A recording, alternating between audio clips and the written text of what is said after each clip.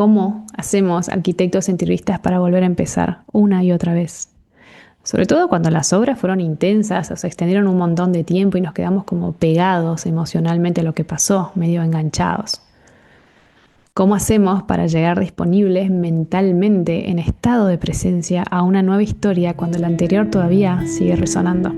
Hola, soy Consuelo Sarabia, arquitecta e interiorista. Bienvenidos a Bienestar, el podcast donde exploramos la arquitectura de hogares desde la mirada emocional que vincula personas, sus espacios y el arte de acompañar su transformación. En cada episodio compartiremos historias y reflexiones sobre cómo habitamos nuestros hogares y cómo nuestro mundo emocional se revela cuando estos se transforman. Te invito a que me acompañes para juntos explorar esta nueva mirada sobre nuestro habitar. Espero que lo disfrutes, quédate que ya empezamos. Bienvenidos a un nuevo episodio de Bienestar. ¿Cómo les va? Mi nombre es Consuelo Sarabia y estamos aquí en el podcast de Arquitectura y Emociones, nuevamente con un episodio que espero que disfruten mucho. Hace un par de semanas terminé la primera edición de mi programa Entre Planos a más D, un programa de gestión emocional para arquitectos e interioristas que trabajan en casas. Y quería contarles un poco las reflexiones que de a poquito a uno le van cayendo, ¿no? Como cuentagotas, como pequeños capítulos que van apareciendo, que tienen que ver con lo que pasa luego de vivir experiencias que te mueven mucho. Fueron 5 semanas de conversaciones intensas, de escuchar historias de colegas que, bueno, como yo, aman profundamente esta profesión, pero muchas veces sienten el peso que implica ejercer, que a veces es una profesión que se hace un poquito difícil, se hace un poquito cuesta arriba.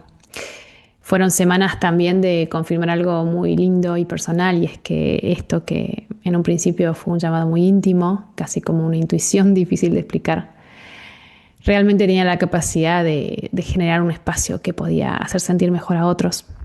Y no porque yo tenga respuestas extraordinarias, sino porque cuando uno encuentra un espacio para ponerles palabras a lo que viene sintiendo hace mucho tiempo, ya de por sí sucede algo movilizador que transforma. Empiezan a aparecer conexiones nuevas, cambia la manera de mirar situaciones que antes teníamos normalizadas o capaz naturalizadas y considerábamos que eran inherentes a nuestra profesión. Y también siento que hay temas que durante mucho tiempo estaban como medio enquistados en el imaginario de nuestro trabajo y empiezan por fin a poder ser hablados, y eso genera mucho alivio, mucha sensación de que hay otro camino. Así que bueno, cuando terminó el primer encuentro, la verdad es que me quedó una sensación muy particular sobre la que hoy quiero que charlemos un poco, porque era una sensación bastante sutil, casi que si no no hacía el ejercicio de tomarla y diferenciarla del resto, este episodio sería otro. Porque sí, por supuesto que terminé muy profundamente emocionada. Esa es la emoción, valga la redundancia, predominante. Pero no era solamente emoción, porque había algo más que sentía, una sensación bastante conocida, difícil de diferenciar si no la separamos del resto, porque tiene un sabor familiar. Entonces es medio que se mezcla, ¿no? Creo que tiene esa sensación familiar por el trabajo que hacemos los arquitectos e interioristas, que es como esa mezcla rara que aparece cuando algo importante está llegando a su fin y casi sin darte tiempo a procesarlo, la vida ya te está invitando a empezar otra vez. Como unas ganas que uno siente un poquito de quedarse un ratito más en un lugar. Y creo que eso es algo que podemos relacionar, como por ejemplo cuando termina un embarazo, ¿no? Y toca ser padre de golpe. No sé si han pasado por esa experiencia, pero también podría ser como cuando terminas un máster o una formación importante y ya tenés que estar aplicando, ¿no?, ese conocimiento. O cuando también, por supuesto, terminas una obra que te movió mucho y ya está por empezar la que sigue. Porque esta sensación, ese sentir sutil, casi silencioso, es algo que vivimos mucho las personas que trabajamos con otras en el diseño de sus hogares, que acompañamos la transformación de vidas que se da en esas situaciones. Ese sentir que va de no haber terminado de vivir, de procesar internamente una experiencia que es movilizante y tener que cambiar de estado para poder pasar al siguiente proyecto, una nueva sintonía, una siguiente obra que es nuevamente una historia de vida nueva. Cuando terminamos un proyecto y pasamos al que sigue, aunque sea el mismo trabajo, ¿no? Una casa, proyecto, dirección, construcción, hay un momento en el que yo creo que tenemos que hacer un ejercicio de desapego, balance y cierre para poder sintonizar en otro clima. Muchas veces no tenemos el espacio físico, es decir, no hay tiempo, porque las cosas se solapan, los procesos se extienden a veces, pero tampoco hacemos el vacío interno, que no tiene tanto que ver con el tiempo físico, sino con generar espacios para que internamente suceda un momento de pausa. Porque capaz no lo consideramos necesario o porque capaz normalizamos los cierres, algo que hacemos constantemente. Y siento que muchas veces vivimos en automático haciendo lo que se debe, ¿no? Como seguir adelante, seguir estando en producción, en actividad. Esta vez me pasó que mientras despedíamos esta primera edición, yo ya empezaba a preparar la que sigue, la siguiente, y fue muy patente, fue muy visual el momento de ese estado. Mientras muchas arquitectas me escribían sus cartas de cierre, yo ya estaba empezando en simultáneo a abrir el quiz de arquetipos emocionales, que es la primera etapa de este proceso de entreplanos, para recibir a nuevas personas en la segunda edición. Entonces era como una configuración de cierre que convivía con una de apertura y de inicios. Entonces fue como una configuración de cierre, un setting mental que convivía con una de un inicio.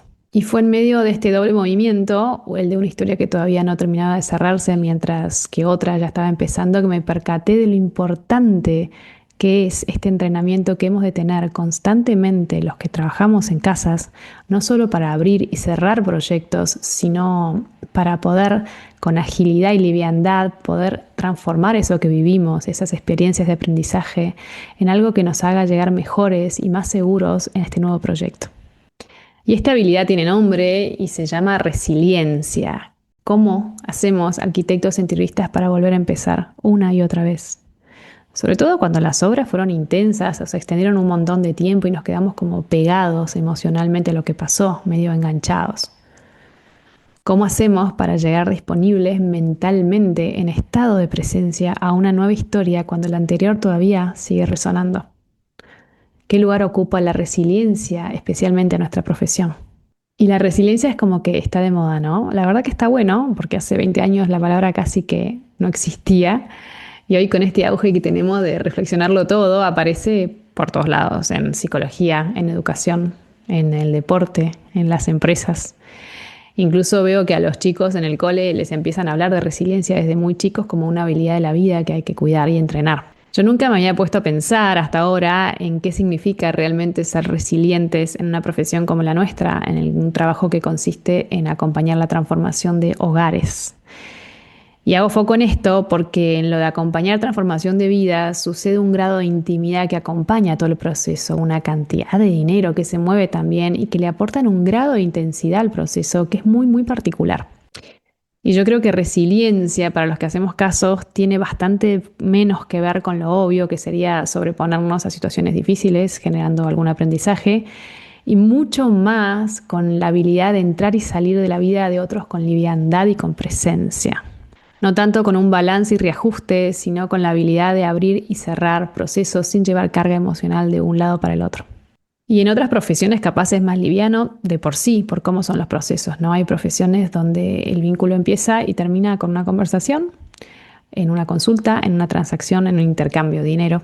Pero en nuestro caso lo emocional está presente en todo el proceso y vuelve todo bastante más intenso porque nosotros aparecemos en un momento de la vida muy particular de las personas y en general en un momento de transformación cuando la persona todavía no sabe quién va a ser. Entramos cuando una pareja empieza un proyecto juntos, cuando nace un hijo y todavía no conocen cómo va a ser ese nuevo estado, cuando alguien se muda después de una separación, cuando una familia se adapta a un cambio, por ejemplo, a un nido vacío, cuando una persona decide por primera vez construir el hogar donde quiere vivir. Y para poder diseñar bien esos espacios, para que sea un proceso rico que de verdad ayude a la persona, inevitablemente necesitamos empaparnos hasta cierto punto de la historia de esta persona, de todo esto que está transcurriendo, conectar, ¿no? Como escuchar, comprender y empatizar, aprender a leer entre líneas, que tiene que ver mucho con la intuición, acompañar sin juzgar, sentir. Y seguramente en este ejercicio de entrar en la vida del otro descubramos algunas contradicciones, cosas que el otro probablemente no tenga del todo resueltas o no haya visto y que seguramente resuenen en nosotros, nos reflejen. Puede que surja también cierto apego porque nos encariñamos y generamos a veces expectativas más del lado del reconocimiento que del lado de los resultados netamente profesionales. No conocemos de todo el límite entre conectar, darlo todo desde el corazón, sin apegarnos a la historia del otro, sin inconscientemente querer volvernos parte, cuando en realidad somos un personaje transitorio, secundario, un facilitador en la experiencia de transformación de esa persona que está sucediendo. Entonces, ¿cuál es el grado saludable de vincularnos? ¿Se puede conectar emocionalmente con un proyecto, acompañar con el corazón puesto ahí y después no llevarse carga encima? Ahí es donde esta reflexión sobre resiliencia toma importancia. Primero en el durante, ¿no? El aprender a conectarnos de manera sensible y presente con lo que hacemos, estemos en la etapa que estemos, es clave no solo para diseñar mejor, sino para disfrutar más de lo humano que tiene hacer casas. Pero implica, para no estar a la defensiva, porque no hay presencia si estamos a la defensiva, hacer consciente qué es conectar y qué no es conectar con el proceso. Presencia, conexión es estar disponibles 100%. Y si nuestra historia está operando sobre nuestras acciones, no estamos actuando desde un libre albedrío, no estamos en presencia genuina. Capaz creemos que sí, pero en realidad estamos reaccionando. Entonces, la resiliencia entendida para nuestra profesión creo que debería ser más un ejercicio de desapego de la historia, más de vaciamiento que de sanación y de resguardo. Trabajar el cómo y de qué manera transformamos lo vivido en aprendizaje, cerramos procesos y empezamos de cero en este nuevo proyecto. ¿Qué pasa?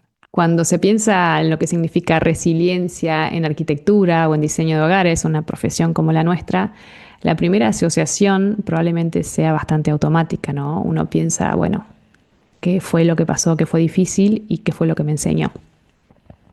Probablemente nos acordemos de esas obras donde intentamos por todos los medios que todo fuera impecable y las cosas igual se torcieron. Probablemente nos acordemos de los presupuestos con adicionales y de algún cliente que se enojó o de proveedores que no cumplieron y todo el desgaste que nos puede haber generado eso. En las decisiones que cambian a último minuto después de enormes procesos y bueno, hay que volver a empezar. En definitiva, uno piensa principalmente en lo que llamamos problemas de obra que tienen bastante más que ver con nuestra diaria de lo que nos gustaría. Si uno mira para atrás en cualquier obra que terminó así medio picante, la mayoría debe poder hacer una lista bastante larga de situaciones difíciles que logró atravesar. Es decir, que nuestra manera más obvia de cerrar procesos y generar aprendizajes es poniendo foco en los hechos, en lo sucedido, en el trauma, sin considerar nuestro estado interno. Le damos potencia con la mente a lo que no fue bueno y que tiene la potencia además de convertirse en un drama.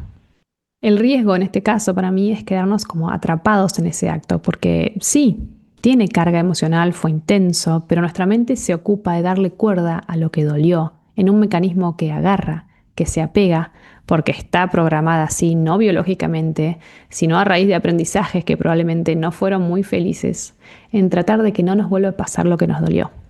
Entonces, haberlas atravesado y hacer una evaluación no significa necesariamente que cerremos el capítulo, ¿no? Hacer un balance no nos libera internamente de experiencias que siguen resonando dentro nuestro y que se suman a nuevos mecanismos automáticos que nos sacan de la elección consciente de poder hacer algo nuevo con lo que se vuelve a repetir. Es como un círculo vicioso de patrones que se repiten una y otra vez. Y en el mundo de las casas y de la arquitectura he aprendido que esto no vuelve como un recuerdo puntual, específico, sino más como una forma de mirar nuestro trabajo y sobre todo una forma de mirar a las personas con las que trabajamos. Como viéndolas desde una herida, como un juicio que nos vuelve, como una reacción automática no elegida que se nos cuela sin darnos cuenta porque vivimos en automático y no hicimos el proceso de cierre, sanación y vaciamiento que muchas veces nos pide una experiencia que fue movilizante. ¿Y qué es lo que nos pasa cuando una obra fue difícil? ¿Cuáles son las reacciones más comunes, automáticas, que se nos cuelan? Porque ninguna experiencia nos va a dejar exactamente en el mismo lugar, todas nos cambian un poco. La cuestión es hacia dónde y qué hacemos con eso. Y también si usamos eso para generar nuevas posibilidades internas, mentales, o las usamos para reafirmar creencias que nos dan seguridad, pero que nos alejan del sentir. Hay experiencias o trabajos que pueden haber sido complejos, sin embargo nos vuelven más sabios, más claros para comunicar, más capaces de anticipar situaciones que antes nos tomaban por sorpresa. Esa es para mí la experiencia convertida en criterio. Y también existen otras transformaciones mucho más correctas socialmente que siento que por lo menos está bueno nombrar para que si las elegimos sea con conciencia. Cambios que aparecen sin darnos cuenta porque están enmascarados en excelencia y en profesionalismo. Y es que después de una obra especialmente desgastante entiendo que queramos pasarla mejor en la siguiente. El problema es que esa búsqueda la transformamos sin darnos cuenta en protección, cambiando la manera en la que ejercemos nuestro trabajo y siento yo llevándonos a un camino que puede que nos lleve a una cierta sequía de espíritu. De golpe un día te sentís desconectado de lo que haces, perdés el disfrute y no entendés muy bien qué pasó en el medio. Porque empezamos a controlar más, nos cuesta delegar. Desconfiamos antes de tiempo, o quizá la más típica y no muy visibilizada es que empezamos a refugiarnos cada vez más en el conocimiento y en lo técnico. Nos necesitamos formar a nivel 1000, ¿no? Y no estoy diciendo que lo técnico, que formarnos en sistemas y en procesos no esté bueno. Todo lo contrario, me parece que los números, lo concreto, son un gran aliado de la creatividad y de la comunicación emocional que creo que tienen que acompañar nuestro trabajo. La técnica es una parte esencial de nuestro trabajo y cuanto más sólida es, mejores decisiones podemos tomar. Pero, ¿qué pasa cuando empezamos a usar ese conocimiento como una manera de mantener distancia, ¿no? De la parte humana de nuestro trabajo? ¿Qué pasa cuando sin darnos cuenta nos resulta más cómodo hablar de detalles constructivos o de tendencias de diseño que sentarnos a ayudar a un matrimonio a construir un acuerdo sólido? Ahí es donde se nos coló, me parece, sin darnos cuenta el control y la exigencia. Y siento que esa es una manera también de construir una coraza, como las tantas que nos construimos hoy en día.